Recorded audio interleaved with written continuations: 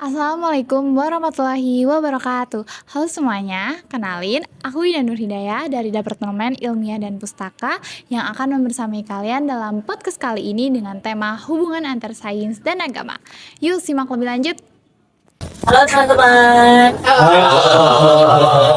Jadi aku di sini sama Kak Alivia. Aku Salma, kita dari Departemen Ilmiah dan Pustaka. Kita mau nanya-nanya ke kalian dan boleh tolong dijawab ya pertanyaannya.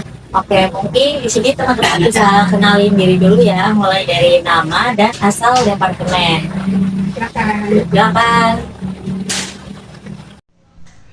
Perkenalkan, saya Nur dari BPH. Perkenalkan, saya Dani dari BPH. Perkenalkan, saya Galih dari Departemen Kaderisasi. Perkenalkan, saya Arjun dari Departemen Humas dan Media. Perkenalkan, saya Imni dari Departemen LSO PMUA. Perkenalkan, saya Aditya Satriwijaya dari Departemen Ilpus.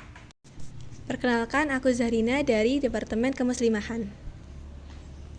Kenalin, aku Eva Yuningsi, aku dari Departemen Kemuslimahan.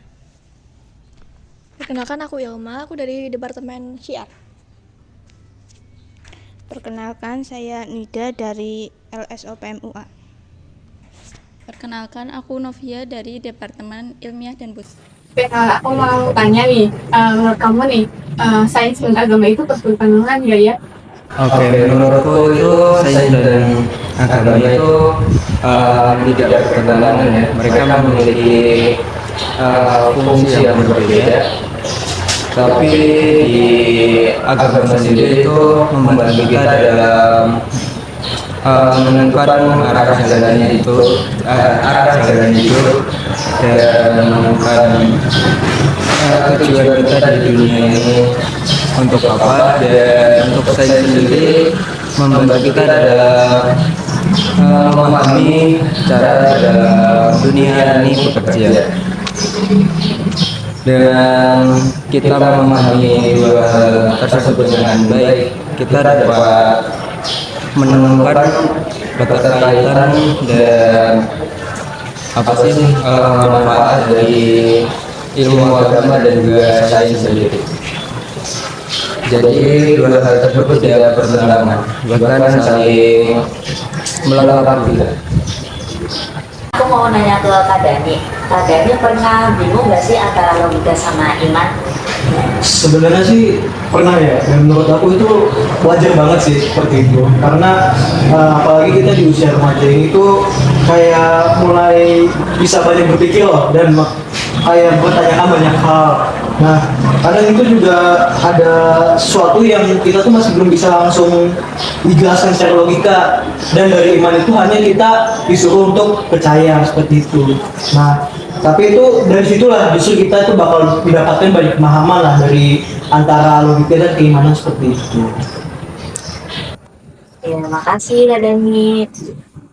Oke kali, aku mau tanya nih, kenapa ya kok ada sering ngerasain bingung antara logika dan ilmu? Hal itu bisa terjadi karena sekarang tuh informasi mudah banget buat diakses ya.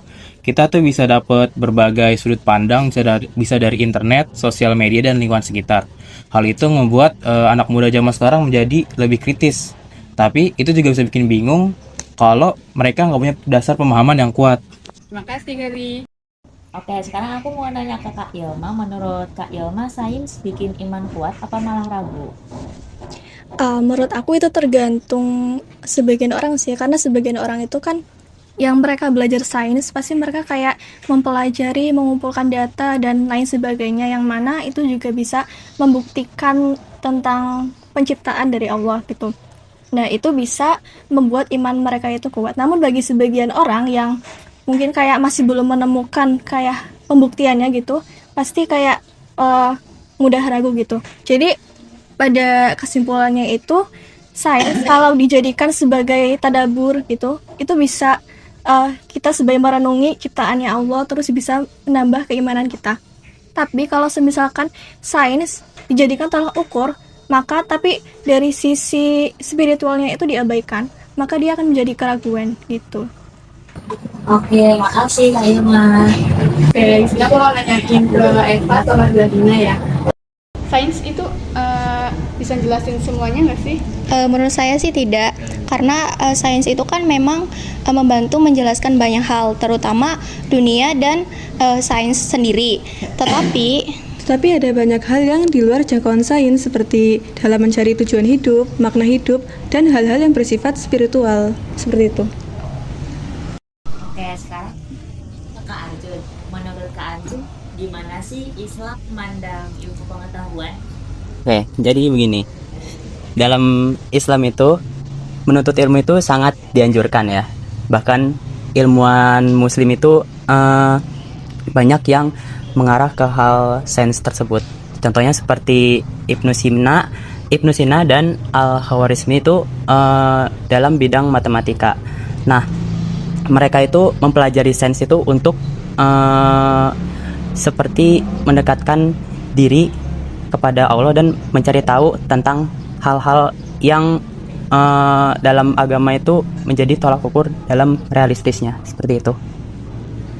Oke, selanjutnya mungkin aku bakal nanyain ke satu Akhlak dan satu Ikhwan ya. Mungkin di Ikhwan dulu aku nanyain ke ini, apakah sains itu bisa mendekatkan kita kepada Allah? Tentu bisa banget ya.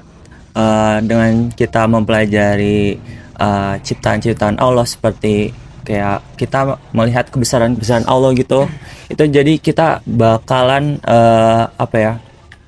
merasa kagum dengan ciptanya. Dengan hal itu kayak kita jadi lebih bersyukur, lebih kayak oh ternyata misal kita dibandingkan dengan hewan, dengan tumbuhan, itu dalam Al-Quran Allah tuh ngejelasin bahwasanya manusia itu sempurna gitu. Kurang lebih seperti itu sih. Oke, mungkin itu dari Ibni. Mau dari Nida.